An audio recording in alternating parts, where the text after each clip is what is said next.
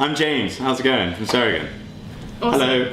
So you guys aren't signed yet? No. You've got a lot of high-profile gigs coming up. Yeah. Why do you think the interest picking up all of a sudden? Because you've been going for a few years now. Well, it's been a case of I do a lot of work in the background. I mean, we don't have. We're not like, we didn't record the new stuff and go, right, this one's definitely going to sign and things like that. I think we're just a working man's band. I mean, Testament playing tonight in Bristol, I think they're what we look up to as a band, who are like, they've all got 9-to-5s, but then they're still going out doing what they love. And that's, I mean, as a band, I'd love to get to that level, but I mean, I guess we're sort of on that down here, when Testament are up here, because we're still working 9-to-5s, but then, yeah, we've got some big gigs on it, but it's just hard work, and I guess that's what they'd say as well. And it's finally starting to pay off. Yeah, definitely. I mean, we've, with the high profile shows, I mean, we find the festivals in Europe, they're a lot more, I don't know what the word is. In England, we'll go to the festival, you know, like we've spoken to Sonosphere, Download and Bloodstock, like, hey, you know, we'd love to play, you know, we'll pay to, we'll travel, we don't want any money, we just want to play, we won't hear anything. And then now we're playing like Norway, Romania and Portugal, and all these guys, yeah, please come over, we'll look after you, you know, we don't give you a fee, but that's because we're they're fine. more accepting. Yeah, definitely. It's just the European crowd and stuff. They're willing.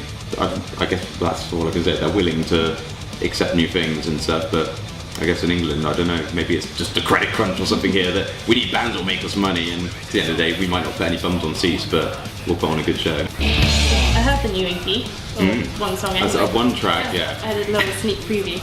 I reckon it sounds much more mature and defined than the previous stuff. I don't know if that's a conscious effort, but can you tell us a bit about the EP that's coming out? Yeah, definitely. It's a 7-track EP. It's going to be called Disposable Suffering, and that's also the name of the title track. We were going to, like, last year, we had a sort of a Future Expired come out, which ended up being an online release. It was going to be a little 2-track EP, but things happened. We went to Norway, it got pushed back. Things happen like that. But new EP wise, yeah, we've just recorded it with Chuck Crease of Burning Skies, 7 tracks.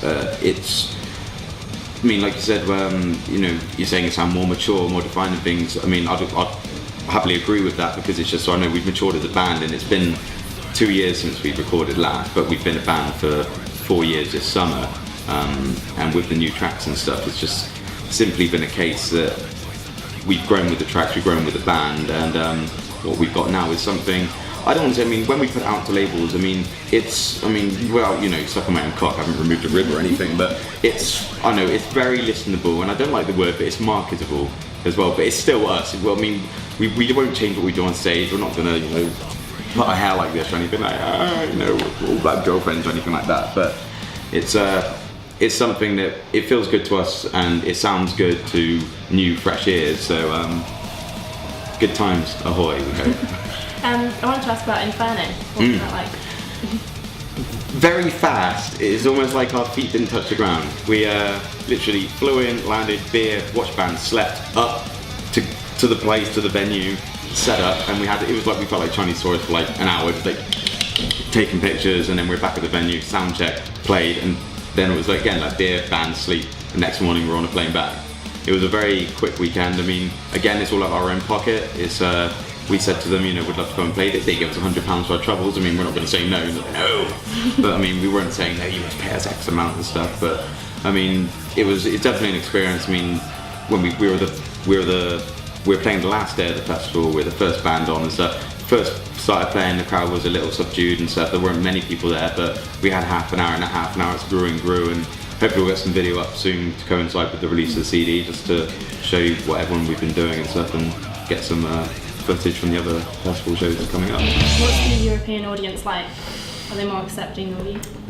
You know what, we were chatting to a DJ over there who's an expat from the UK, and she said, oh, these guys, they loved you. I'm like, why? Because, I don't know, I mean, people who've seen us on stage will, we might be, you know, the songs might be very serious and heavy and hard hitting, but we just have a laugh on stage. We always just take the piss out of each other.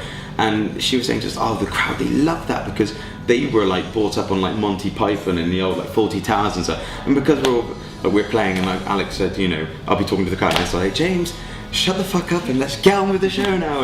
And they were loving that sort of interaction where we're just sort of, we're not like up there like, you must headbang, you must like us. We're just doing it because we enjoy it, and then I guess people can relate to that as a way. So European wise, I mean, well, I guess all stems from good old Blighty and the good old comedies we put out in the 70s and stuff. So I'd like to thank John Cleese. I wanted to ask also about Terrorizer. They seem to love you guys because you keep making, or the readers anyway, because you've made 2 or 3 times now best or in top 10. Yeah. Well, I mean, hopefully we will break the top 3 this year. I mean, it's safe to say that this year alone, lots going on and stuff. We have a couple more European festivals with some more bigger and well-known bands. I mean, I know with Inferno you had some big acts at that, but this one we've got bands like Obituary and stuff, which are bands like 4 or 5 years ago, or however many years ago we were like, oh wow, and seeing them at like different festivals and gigs and stuff, and now we're actually playing them. We're like, so that's kind of crazy. We're sort of looking forward to that. We don't take ourselves too seriously. I mean, there are some bands, like I know bands which are just starting out and it's just, oh, we're going to London to record an EP for a month, and I'm like, really? How many gigs you played? We haven't played a gig yet, and they're spending thousands of pounds staying in London like for the month of the summer. I'm like, why are you doing that? But I mean, I don't know if people can relate to us, because like I said, we sort of like, we try and keep it all on a level where we can still relate to people and stuff. Today people are like, oh my god, do you know them? And it's like, well, I don't know them, I'll just go chat to them, because I feel I can talk for England. You should probably edit that and edit it down, but yeah. You've got a tour coming up later on this week. Tell us about that. Yeah, Saturday the 21st of November to the 27th.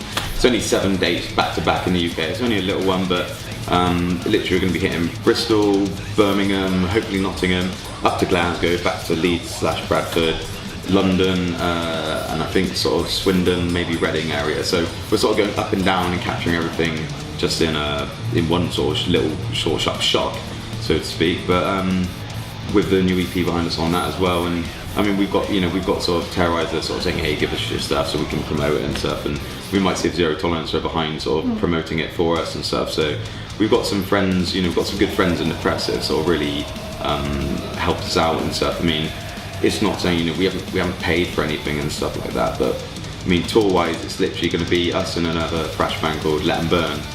It's going to be fun because I think the first date we might actually be playing at the Hatchet, which is going to be quite cool. We've never played here, and it's a nice little place, and it's just going to be a nice little personal show. So nice place to kick off, and it's going to be hopefully a lot of good fun.